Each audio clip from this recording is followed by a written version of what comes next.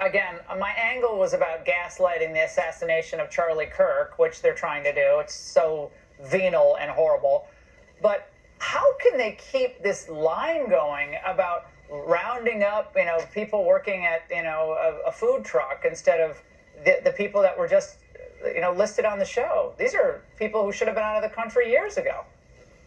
It's a shameful thing. We have a Governor Pritzker, who's giving sanctuary to those monsters that you just showed, when he's supposed to be giving sanctuary to the law-abiding citizens he's been sworn to protect. The Democrats today hate America, they hate Americans, and Governor Pritzker and Mayor Johnson hate Chicagoans.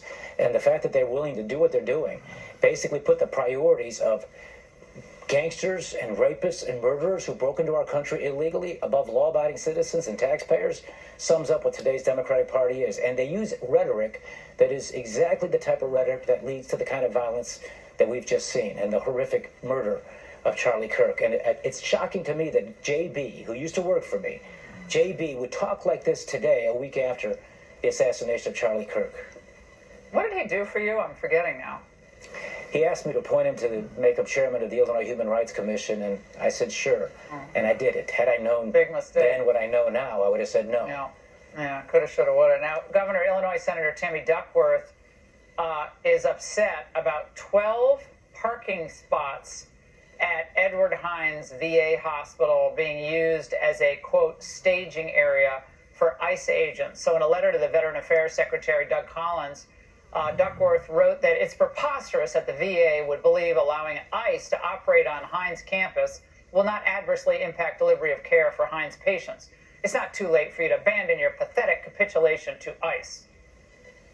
So now it's about parking spots. I imagine they'll make way for the veterans, and certainly they should, and who need parking spots. But so they've gone from protecting the violent criminal illegals, and I guess keeping them there, to parking spots.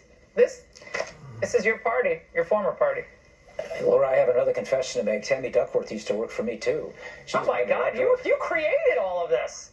You're responsible for their careers. Congratulations. Well, Duckworth is a proud vet. She served her country, was obviously horribly injured in battle, and we salute her service. But you helped her politically, so that's something different. Well, let me just say this. She was different back then, and JB was different back then. They've changed, and this is post-Obama Democratic Party, and how it's been radicalized by these crazy people in our party who really don't like America or Americans. I've explained that already before. These two, JB and Tammy, don't have minds of their own. They're just taking their talking points to the DNC, Democratic National Committee, instead of fighting for their constituents who hired them, who elected them, who they're supposed to serve, and try to find common ground to work with Trump to make Chicago safe. They're doing just the opposite. And whose side are they on again? Criminals who broke into our country illegally.